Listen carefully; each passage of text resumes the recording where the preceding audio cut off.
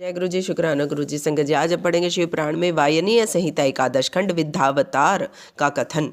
श्री वेद व्यास जी ने कहा, मैं शिव, गणेश, स्वामी कार्तिकेय और सृष्टि की उत्पत्ति, पालन तथा संहार करने वाले भगवान शिव को नमस्कार करता हूँ, जिनकी शक्ति अपरंपार है और सबसे गमन करने वाले तथा व्यापकता ही जिनका स्वभाव है। मैं उन अविनाशी शिव महात्मा महादेव की शरण में हूँ। जब गंगा, यमुना और सरस्वती के संगम स्थल प्रयागराज नैमिषारण्य में ऋषियों ने पुनः यज्ञ का अनुष्ठान किया तो इन मुनियों के उस यज्ञ का वृतांत सुनकर सूत जी स्थान पर आए। सूत जी को आया देखकर सब मुनियों की प्रसन्नता का ठिकाना न रहा। उन्होंने प्रेम पूर्वक उनका आदर सत्कार और पूजन किया। मुनिवृंद उनसे प्रार्थना करने लगे, आपका आगमन शुभ हो। आप समस्त इतिहास पुराणों के ज्ञाता हमारे आश्रम पर पधारे हैं, यह हमारा अहोभाग्य है। आप हमें भी दिव्य रूप कथाओं का अमृतपान कराने की कृपा करें। मुनियों की प्रार्थना सुनकर पहले व्यास पुत्र सूत जी ने भगवान शंकर और गणेश जी का ध्यान किया और जगदम्बा पार्वती तथा अपने गुरु देव को प्रणाम कर बोले, हे मुनियों, मैं आपको सभी विद्याओं के रूप पुराणों के प्रकट होने का वृतांत सुनाता हूँ। श्वेत कल्प के समय वासुदेव ने जो कहा था, उन्हीं शब्दों तथा अर्थों से युक्त, न्याय से परिपूर्ण, शास्त्रों के अर्थों से शोभित यथा कर्म को ही पुराण कहते हैं।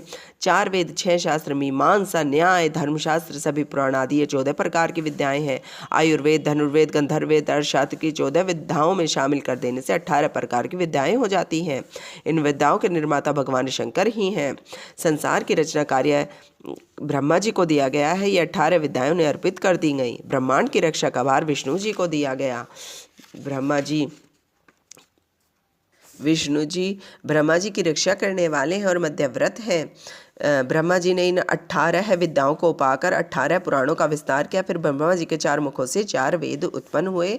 उसके बाद अन्य शास्त्रों की उत्पत्ति हुई। अतः इनका पढ़ना और समझना प्रत्येक व्यक्ति के लिए असंभव है।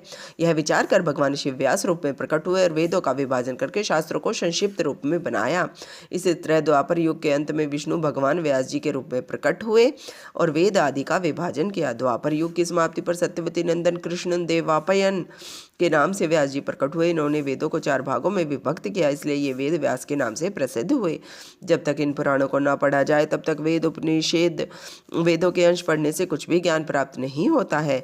18 पुराणों के नाम इस प्रकार है: ब्रह्म पुराण, पद्म पुराण, विष्णु पुराण, शिव पुराण, भागवत पुराण, भविष्य पुराण, नारद पुराण, मार्कंडेय पुराण, अग्नि पुराण, ब्रह्मवैवर्त्य पुराण, लिंग पुराण, वराह पुराण, वामन पुराण, कुर्म पुराण, मत्स्य पुराण, गरुड़ पुराण, ब्रह्मांड पुराण और सकंद पुराण। इनमें चौथा शिव पुराण शिवों की सभी मनोकामनाएं पूर्ण करने वाला है।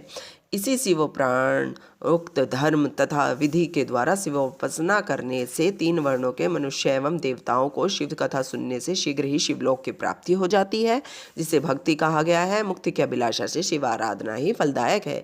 जय गुरु जी, शुक्राना गुरु जी। ओम नमः शिवाय। शिव जी सदा सहाय। ओम नमः शिवाय। गुरु जी सदा सहाय।